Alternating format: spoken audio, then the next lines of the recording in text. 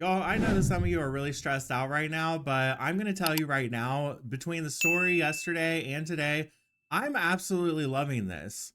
I'm encouraged by it. And I think by the end of this video, you'll understand why. And I have some encouraging words for you at the end. So stick around.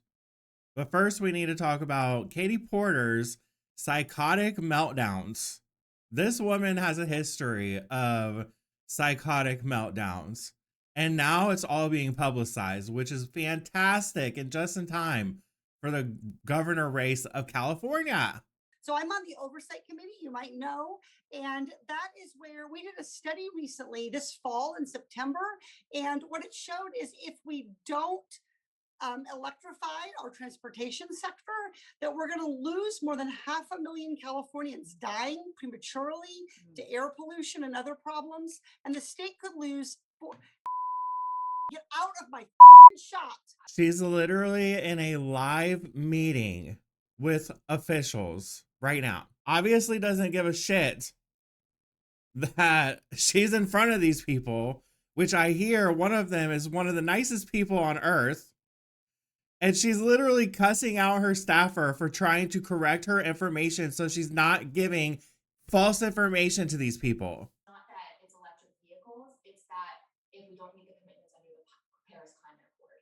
Okay, it does. Okay, you also were in my shop before that. So that justifies her being a total see you next Tuesday. Stay out of my shot. Okay, I'm going to start again with electric vehicles saving us money. Perfect. Okay. Trifling. She was a member of Congress until January. She lost her bid last March to run again.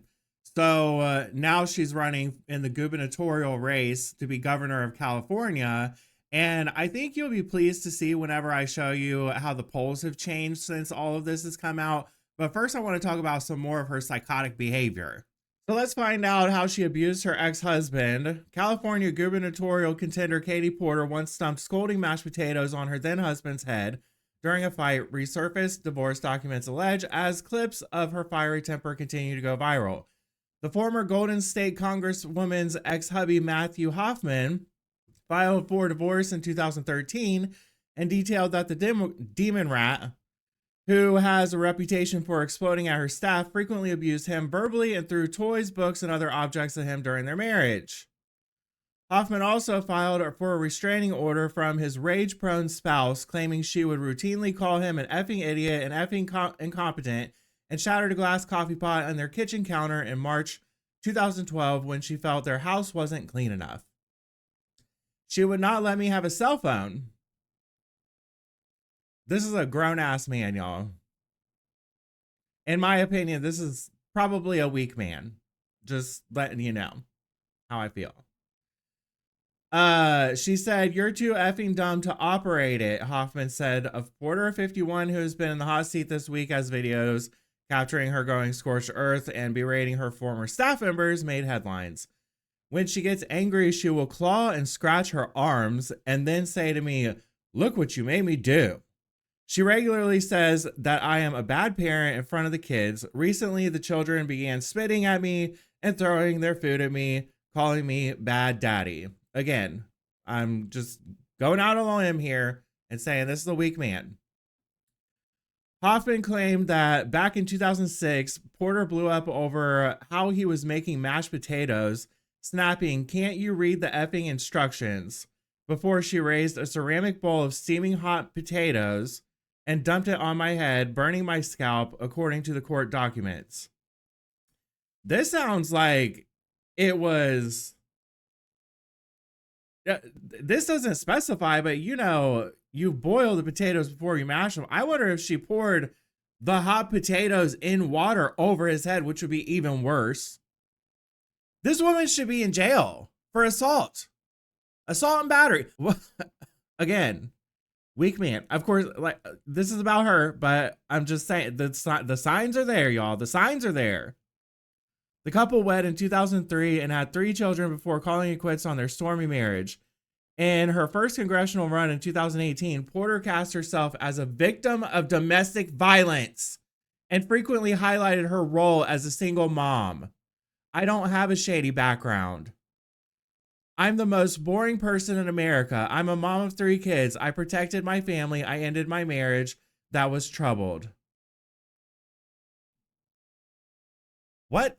Y'all, this woman is an actual narcissist. Like, sometimes we say that about people, you know, maybe they're borderline, maybe they have narcissistic. This is an actual narcissist. This is a psychopath. She scratched herself, blamed him. Classic narcissist gaslighting. She is claiming to be the bigger person as if she was the one that was abused when she was doing the abusing. Classic narcissistic gaslighting. She's perfect for a Democrat role, but who wants this idiot, this psychopath in their government? I know I wouldn't. She was the front runner, but luckily she's not anymore. So before I get to the polls, I want to show this little gem. This journalist went through all of the candidates in the gubernatorial race for California. They all answered all of her questions. And then we get to Katie Porter. Of course, she's going to show her narcissism once again and not answer simple questions. What do you say to the 40% of California voters who you'll need in order to win, who voted for Trump?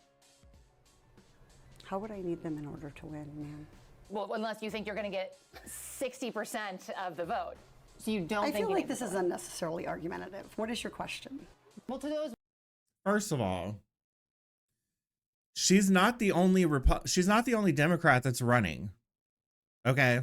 While she was the front runner, he was also going to receive some votes.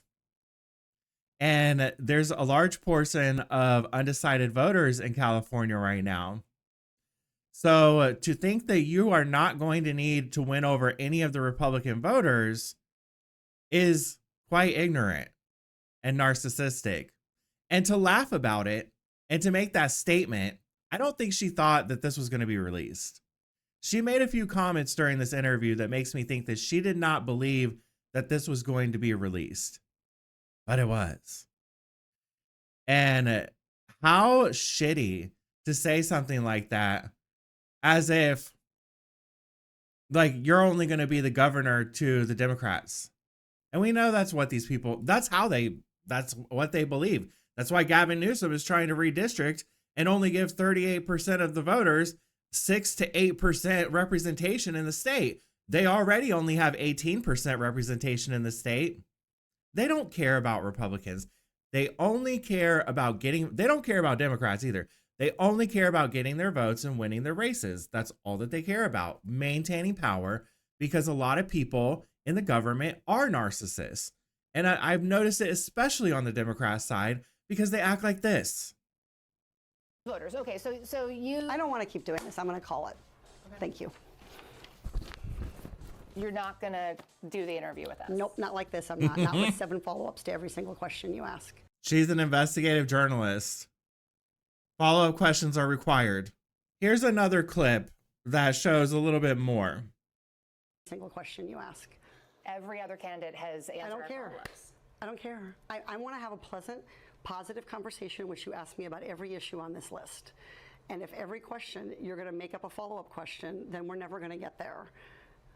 Ms. And Porter, we're just going to circle around. I am an investigative I have never had to do this reporter. before, ever. So in other words, she doesn't want to be asked any questions that would hurt her narcissistic ego because she thoroughly believes that she is 100% going to win this race and nobody's going to tell her otherwise. And if you try to, she's going to rage quit your interview. So let's take a look at the polls. I'm just going to slap this up on the screen here. So ignore the red and blue because when I show you the next poll, they're all going to be inverted. I don't understand. When I originally saw this, I thought red was Republican and blue was Democrat, but apparently it's not. But on this one, it actually does correlate with that. I don't know. I don't understand why they did this, but it is annoying. So this was the original poll, and after this, I'm going to show you a new one.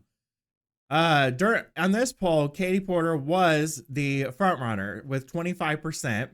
Steve Hilton was the second, and he is Republican, 14%. And then you have Antonio Villagrosa, and he's a Democrat. And then Chad Bianco, I believe, is a Republican Richard Grinnell is not actually running, so I don't know why he's even on here. And Xavier Becerra is a Democrat. Okay. So she's running against 2 other Democrats who also have a share of the percentage of votes, which is why it's a valid question to ask her if she's concerned about being able to win over Republican voters. Now, after all of this psychotic behavior came out and reached the public again and reminded everyone how much of a freaking psycho she is, because she has a reputation of being psychotic. Now there's a new poll. So let's take a look at that. On this one, we're going to ignore the blue because now they're inverted. So the blues are Republicans and the reds are the Democrats. Not really sure why. So now Steve Hilton, the Republican, is actually leading. So before Katie Porter had 25%, now Steve Hilton has 29%. And Katie Porter's the second front runner with 23%. Now you still have Antonio and Xavier and Chad all taking away from the votes. And then there's undecided, which is 23%, which, I mean, honestly, they're probably Democrats. So they might vote for Katie Porter unless they have some common sense and actually don't want a narcissist running their state. But it's California, so who knows? But I think that it should be a little bit encouraging to see that now there's actually a Republican as the front runner in California, which is insane. So I know that it can be really disheartening to see negative news every single day and to see how evil these people's minds actually are and how psychotic they are. But in every single negative situation, you can typically find a positive to come out of it.